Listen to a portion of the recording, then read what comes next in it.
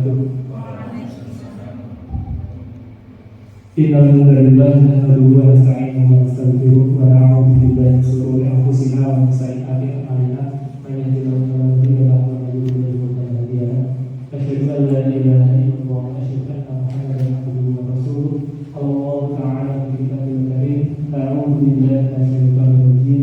Rabbi ishrah li sadri wa yassir li amri wahlul 'uqdatam min lisani yafqahu qawli. Pertama-tama yang bersama kita hormati Bapak Utami SPI selaku Kepala SMA Muhammadiyah Pacitan, yang kami hormati Ustadz dan Ustadzah SMA Muhammadiyah Pacitan beserta seluruh pemangku peserta kegiatan Mabit Risma Al-Kayis SMA Muhammadiyah Pacitan. Pertama-tama hari kita panjatkan bersyukur kita kepada Allah SWT yang telah melimpahkan segala nikmatnya kepada kita, sehingga kita pada kesempatan sore ini dapat berkumpul dalam keadaan sehat walafiat tanpa sampai apapun. Salawat serta salam juga dapat tercurahkan kepada junjungan kita Nabi Muhammad SAW yang telah membawa kita dari zaman jahiliyah hingga zaman yang terakhir ini kita berangkat agama Islam. Yang kita tunggu sama bersama adalah syafaatnya di akhir zaman. Para akhwat dan ikhwan yang semoga dirahmati oleh Allah SWT. Pertama-tama saya ucapkan selaku ketua panitia penyelenggara Mabit Risma Al-Kayis mengutarakan terima kasih kepada Bapak Ibu guru dan juga Bapak kepala sekolah yang telah mendukung kegiatan kami ini untuk dapat melaksanakan kegiatan Mabit dalam rangka reorganisasi Risma tahun periode 2022 dan 2023. Dan saya juga melaporkan izin Bapak Kepala Sekolah dari 39 siswa ini, sementara yang hadir hanya baru sekitar 15 anak. Beberapa anak yang lain masih ada yang menyusul dikarenakan ada kegiatan yang nanti akan dilaksanakan mulai jam 2 tadi untuk mulai check-in sampai nanti besok hari Minggu selesai pada pukul 8. Kita akan melaksanakan kegiatan penutupan Risma.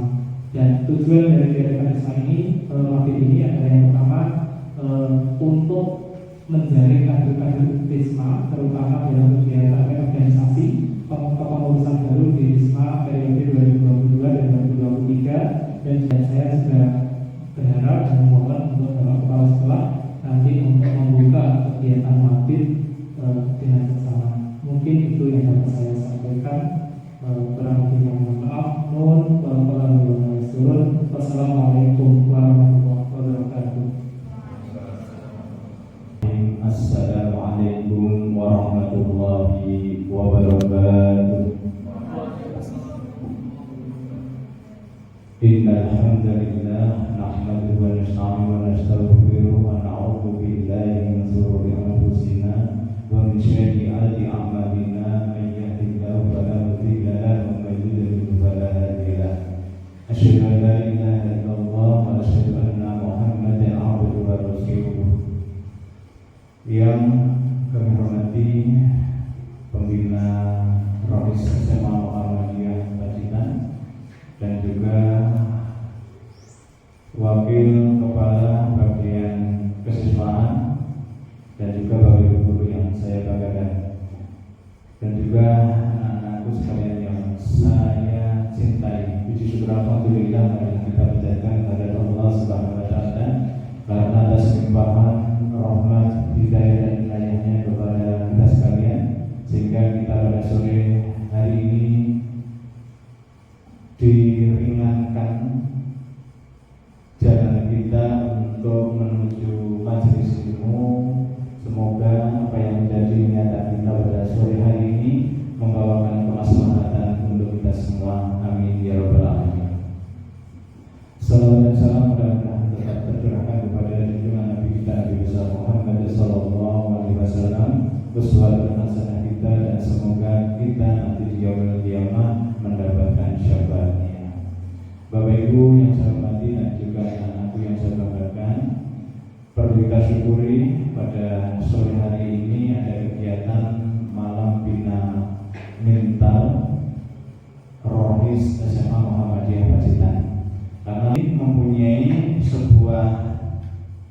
misi program, yaitu mewujudkan wadah implementasi nilai-nilai karakter akhlak dalam kehidupan nyata di sekolah seperti jujur, adil, kerja keras, kerjasama, kepedulian, demokratis, terbuka, toleran, sabar, tekun, pemberani, kasih sayang, dan lain-lain. Atau dengan kata lain, mewujudkan profil pelajar Pancasila dan moderasi beragama. Jadi dalam ROIS ini ada titik yang perlu kita pahami bersama, yaitu bagaimana visi program tersebut betul-betul bisa mewujudkan pelajar Pancasila. Dengan mengucapkan Bismillahirrahmanirrahim, kegiatan Risma Al-Qayyim Risma Al-Qayyim dalam rangka Mabit Mental Yayasan Al-Qayyim pada hari ini saya nyatakan dibuka dan dimulai.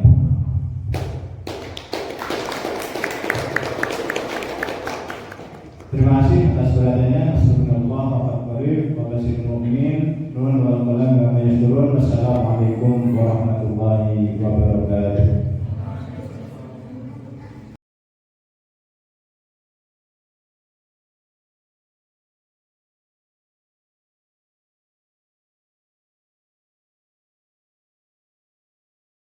Al-Quran wa 'allama.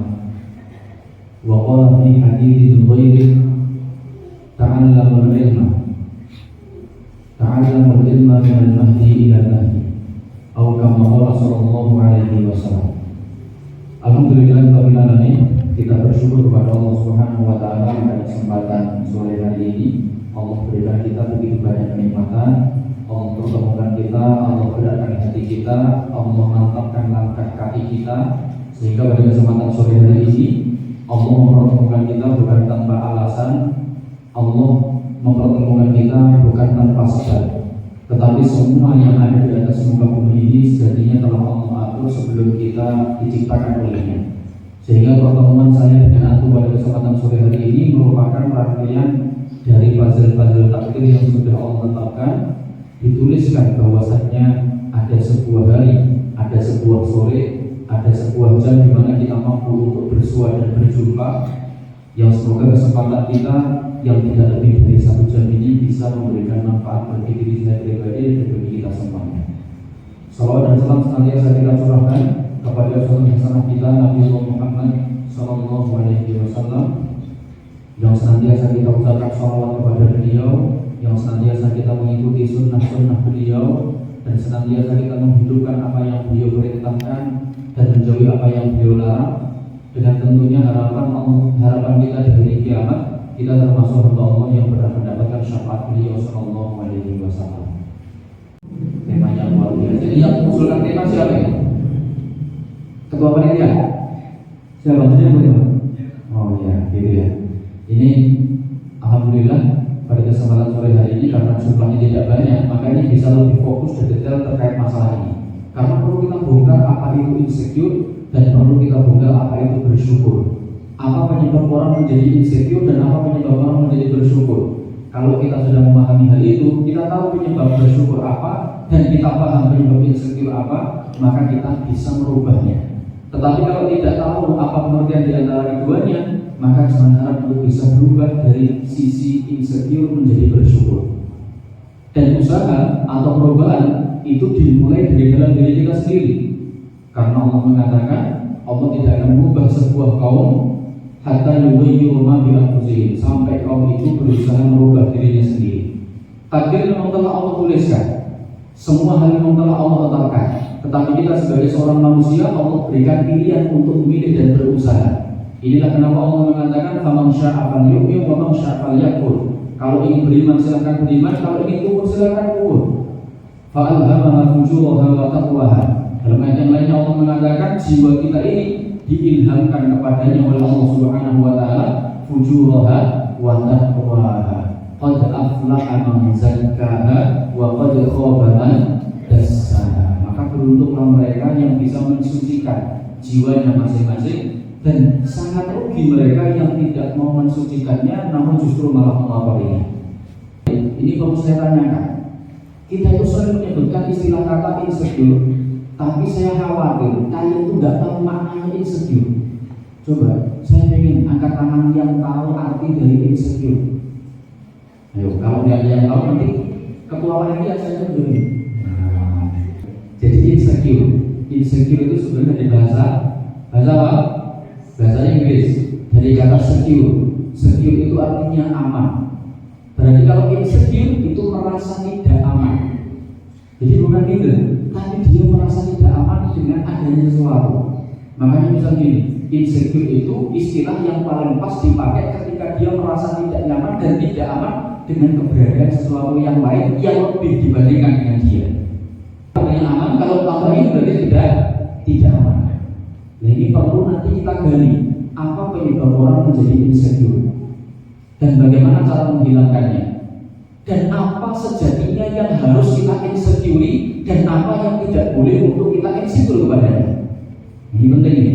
Nah, dari situ kita baru bisa bergerak mengarahkan bakat insecure itu dialihkan menuju bakat bersyukur. Karena sebetulnya insecure dengan bersyukur itu hampir-hampir sama atau bisa dialihkan bakat insecure menjadi bersyukur. Jadi insecure itu penyebabnya banyak. Tapi rata-rata hari ini anak muda zaman sekarang itu insecure karena sebab yang salah. Dan ini yang perlu kita koreksi. Coba bayangkan ketika ada seorang anak gadis yang dia merasa insecure kepada temannya hanya gara-gara temannya pegangan HP-nya iPhone, sementara dia HP-nya Evertoss sebenarnya. Ini kan sesuatu yang tidak pantas untuk di-insecure. Ngapain kita merasa minder, kita merasa iri, kita merasa tidak tenang dan tidak nyaman ketika ada teman kita hanya sekedar punya HP yang bermerek. Ada pun tadi yang kedua bersyukur, maka bersyukur itu menerima apa adanya. Maka sebetulnya lawan dari kata insecure adalah bersyukur. Kalau kita sudah menanamkan sifat syukur dalam hati kita, maka apapun kondisi kita tidak menjadikan kita merasa minder, asalkan kita punya sesuatu yang memang kita anggap luar biasa. Jadi saya akan balik. Coba kalau kita berbicara syukur dari banyak paling mau coba. Nah, saya tanya sekarang.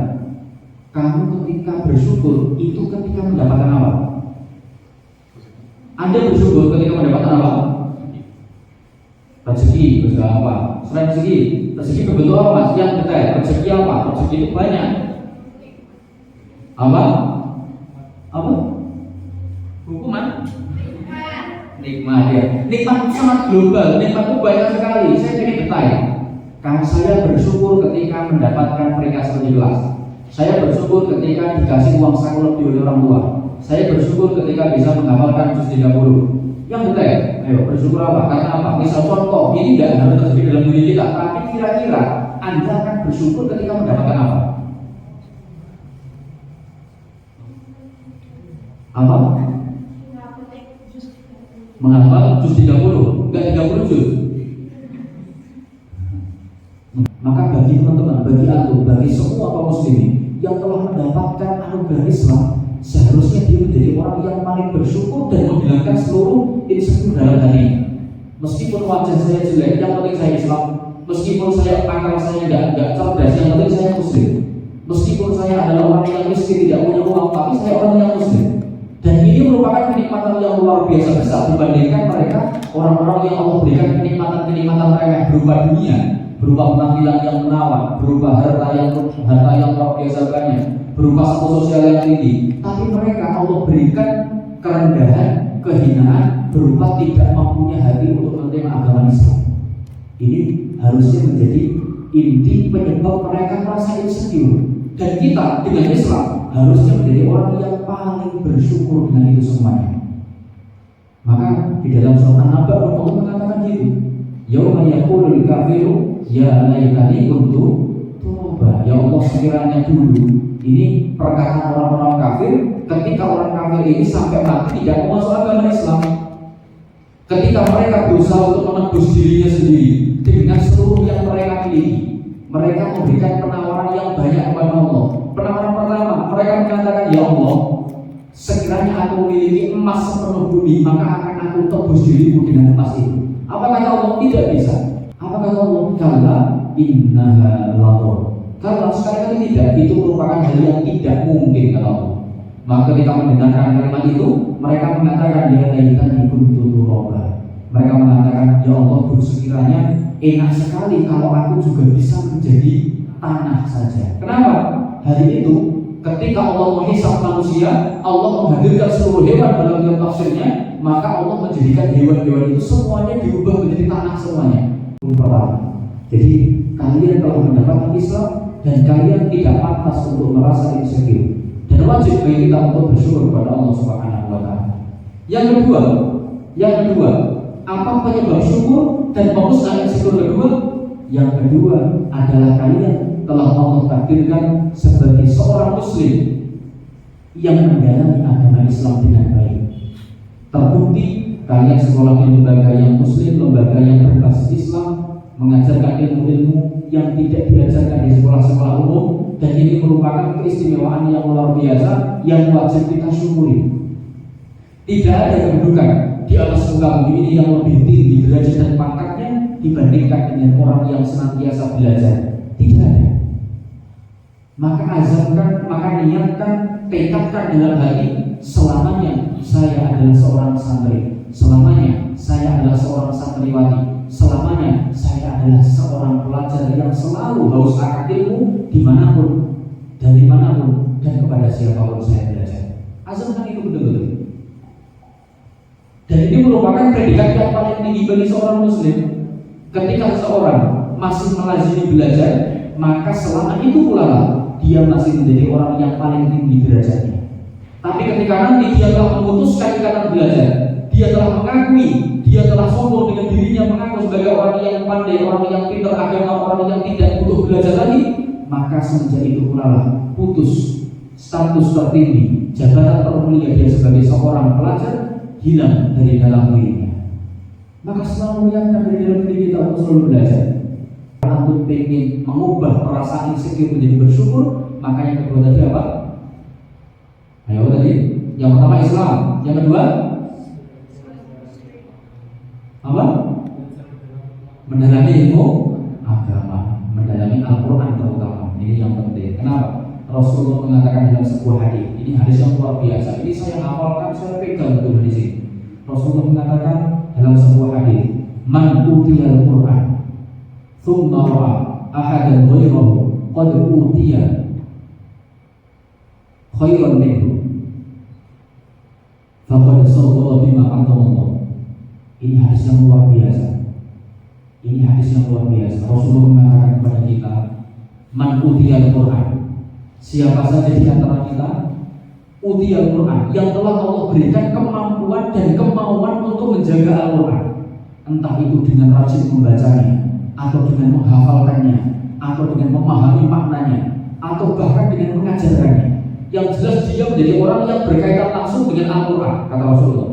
Siapa saja orangnya yang mendapatkan kesempatan dan mendapatkan kemampuan untuk menjaga Al-Quran dengan membaca atau menghafalkan atau memahami atau mengajarkan.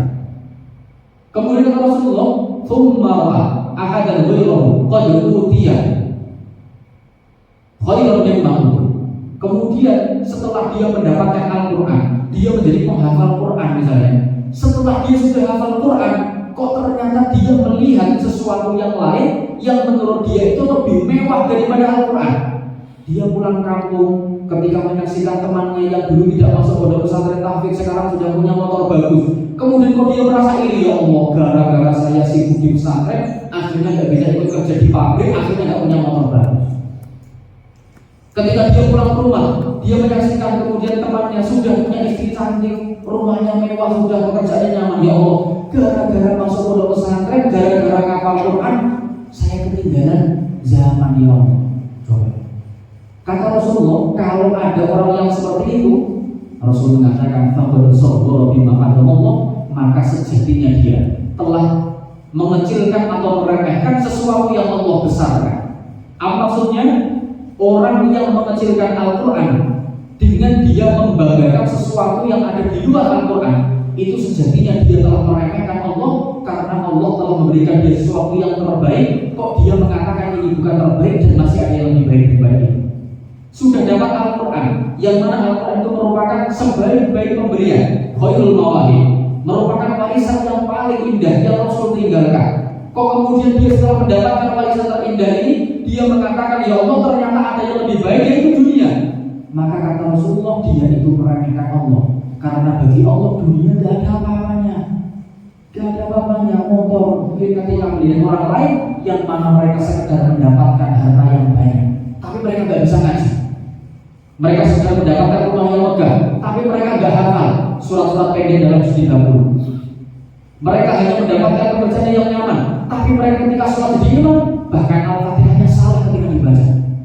Maka tidak pantas bagi saya untuk merasa iri, merasa minder, merasa insecure hanya dengan gara-gara seperti ini. Karena saya telah mendapatkan sesuatu yang terbaik, yang menjadi warisan Nabi, yang menjadi hal yang diburu oleh seluruh manusia, yang menjadi sesuatu yang paling diharapkan ketika mati, yaitu Al-Quran. Nah maka kalau antum pengen menghilangkan rasa insecure sepenuhnya, silakan jadi salah satu barisan orang-orang yang menjaga Al-Quran. Gimana caranya? Dengan belajar. Maka belajar dan terus belajar. Yang kita sampaikan bisa memberikan motivasi kepada adik-adik semuanya, dan bisa menambah wawasan kita, dan semoga bermanfaat bagi kita semua di dunia maupun di akhirat. Demikian saya kembalikan kepada MC. Dari saya cukup. Wassalamualaikum warahmatullahi wabarakatuh.